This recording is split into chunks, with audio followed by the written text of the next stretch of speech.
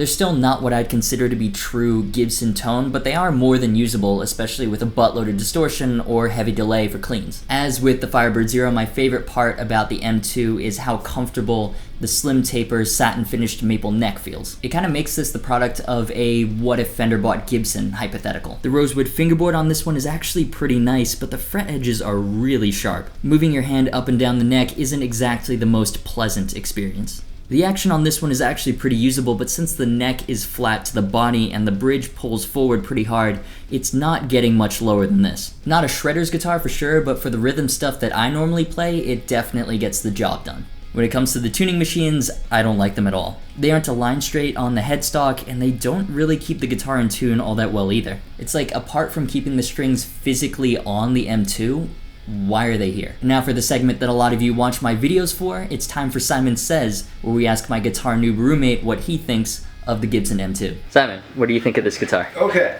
Wow. So minimalistic and gray. 6 strings. There's no finish on this. Yeah, the finish is really thin, so that's why you can... Yeah, you can tell that it's like there's no... It's not like glossy. I'm sure like it'll wear after like a couple of uses, because when you feel it, it just feels like a really soft wood, not oak or mahogany or whatever wood that we've used in the past. So the body is made of poplar and the neck is made of maple. Oh, I mean, it's. I guess the advantage is it's really light. I would hope that it's way cheaper, which is why it looks like this. This is nice. It's like nice and what is this called? The key guard? It's a pick guard. The pick guard. This is your pickup switch. So it's again really simple. Yeah, how does the switch feel compared to like the other ones? It feels like it's hollow. It's like cheaper. I'm sure this one's a pretty cheap one. Whoa, it's a Gibson. Hang on, I take that back. You can't be cheap.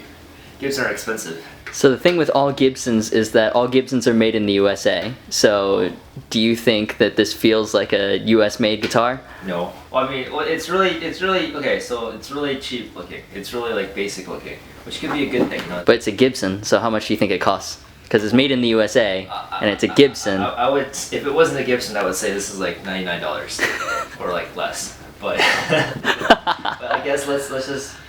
Give it a 3X because it's Gibson. It's called like a $300, $399. You're just buying it for the Gibson brand, I think. Yeah. I don't think this is like. Yeah. So do you think it's a good deal at $350? Because that's cheap for a guitar. It depends on how much you like want Gibson. It's just like a regular shitty Toyota. You just stick like a nicer logo on it, BMW logo on it, or Ford logo on it, whatever. I mean, and then it's perfect. It would sell for more, right? You Yeah. just mark it up, but the inside and the feel and everything else about it, it's like. Eh. Final verdict. What do you give this? Just thumbs down? Thumbs down. Okay. I'm not gonna lie, I actually thought about keeping this one just because it's so cheap and I do need the mod platform, but I'm going with a Harley Benton, and here's why. The biggest problem I have with the M2 isn't that it's really just not a good guitar. It's more like it doesn't even feel like a finished guitar. You can tell the point of it was supposed to be that it's a stripped down Gibson. None of the fancy carved tops or binding or any other frivolous aesthetic features, just a rock and roll machine. I appreciate that goal, but this still missed the mark. Bare bones, yes, but the feel of it is so cheap and there's so much work that needs to be done on it for the playability to even remotely resemble a proper Gibson. The sharp fret edges need dealing with, the tuning machines need immediate replacing, and the bridge pulls forward far too hard, so that needs to go as well. Those things should not be synonymous with a premium brand. A lack of features, I'm fine with. Paying premium for a guitar that plays and feels like garbage just because it has the words "Made in the USA" on the back of the headstock, no thanks. For me, I'd take something like the Harley Benton SC550 any day of the week because it's cheaper, has a full thickness body with a carved top, and most importantly, plays much better than this obvious cash-in on the Gibson brand. I guess I can only recommend the M2 if you're on a serious budget and you really want that name on the headstock, as long as you're aware that's really all you're paying for. I know they're incredibly cheap now, but for the holiday season, your money is better spent elsewhere. There's a reason these S-Series guitars are not coming back for next year. and good riddance. If you enjoyed this video, give it a like. If you're part of the salty Gibson Defense Force, you know where that dislike button is. These are of course just my opinions, and I'd love to hear yours, so leave them in the comments, and be sure to subscribe if you haven't already. If you want to support what I do and get bonus extras like song downloads, check out my Patreon. Thanks to Pad for mixing the demo track. He did an awesome job, so make sure to check his channel out. Links to everything featured is in the description. As always, thanks so much for watching. You've been awesome. This is the Gibson M2, and I'll see you for the next video.